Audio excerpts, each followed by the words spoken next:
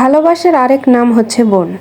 বন্ধু যদি বানাতেই হয় তাহলে নিজের বোনকে বানানো উচিত, যাকে দুঃখের সময় কষ্টের সময় সব সময় পাশে পাওয়া যায়, যাকে অনায়াসে নিজের জীবনের সব কথা বলা যায়। হ্যালো এভরিওয়ান, আসসালামু আলাইকুম। সবাই কেমন আছেন? আশা করি সবাই অনেক ভালো আছেন। বোনের আবদার বোনে রাখে। আপুকে শুধু একবার বলেছিলাম যে আমি তেহারি খাবো। আপু এই কথাটা শুধু শুনেছিল, কারণ বাসায় মাত্র আমরা 3জন মানুষ, তার মধ্যে আমার ভাইয়া অফিসে থাকে। ভাইয়ার ছুটির দিনে আপু সকালবেলা উঠেই এই তেহারি রান্না করেছিল। আপু মোটামুটি সব ধরনের রান্না বান্নাই পারে, আর তার হাতের রান্না সবগুলোই অনেক মজার হয়, অনেক বেশি ভালোও লাগে খেতে। প্রথমে গরুর মাংসগুলো ম্যারিনেট করে রেখে দিয়েছিল, এখানে সব ধরনের মশলাই দিয়েছিল। আপু মশলার মধ্যে জয়ফল, জয়িত্রী, শাহি জিরা, পোস্তদানা সব কিছুই ব্যবহার করেছিল এবং রাঁধুনির তেহারি মশলাটাও দিয়েছিল।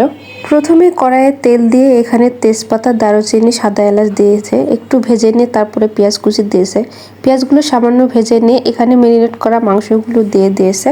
মাংসটা ঢেলে দেওয়ার পরে এটা একটু নেড়ে চেড়ে নেবে এবং নাড়াচাড়ার পরে এখানে কয়েকটা গোটা কাঁচামরিচ দিয়ে দিয়েছে। তারপরে আবার একটু ভালোভাবে কষিয়ে নেবে। মাংসগুলো একটু নিচে লেগে যাচ্ছিল, এই জন্য কড়াইটা চেঞ্জ করে আপু ফ্রাই প্যানে দিয়ে দিবে।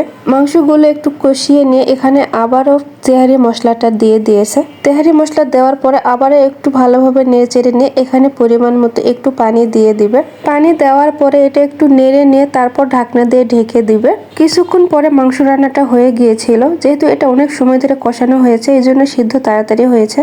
মাংসটা রান্না হওয়ার পরে এখন একটা বড় পাতিল নিয়েছে, এখানে পরিমাণ মতো তেল, তারপরে ঘি দিয়ে দিয়েছে। এখানে দারুচিনি, তেজপাতা, সাদা এলাচ দিয়ে দিয়েছে। তারপর মশলাটা সামান্য ভেজে নিয়ে এখানে চালগুলো ঢেলে দিবে। চাল ঢেলে দেওয়ার পরে এটা একটু ভেজে নিবে, কারণ যতক্ষণ পর্যন্ত ভাজা হয়নি ততক্ষণ পর্যন্ত চালটা নাড়াচাড়া করে নিবে।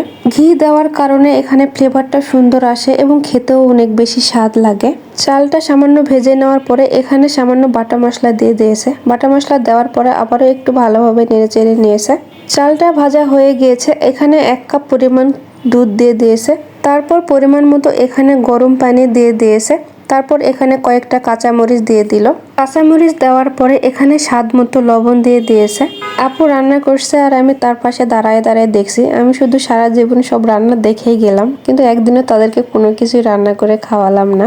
তার কিছুক্ষণ পরে সব পানি শুকিয়ে গিয়েছে এবং চালটাও সিদ্ধ হয়ে এসেছে। তারপর এখানে কিছু কিশমিশ এবং আলু বোখারা দিয়ে দিয়েছে।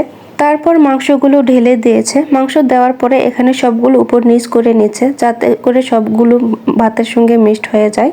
চুলা একদম লো হিটে দিয়েছে এবং এগুলো ঢাকনা দিয়ে ঢেকে কিছুক্ষণ রেখে দিবে। তার কিছুক্ষণ পরে তেহারিটা একটু নাড়াচাড়া করে নিলেই হয়ে যাবে রেডি। তেহারিটা দেখতে যেমন সুন্দর লাগছে, খেতেও এত দারুণ হয়েছিল এবং মজা হয়েছিল, মনে হচ্ছে আবারও খেতে ইচ্ছে করছে।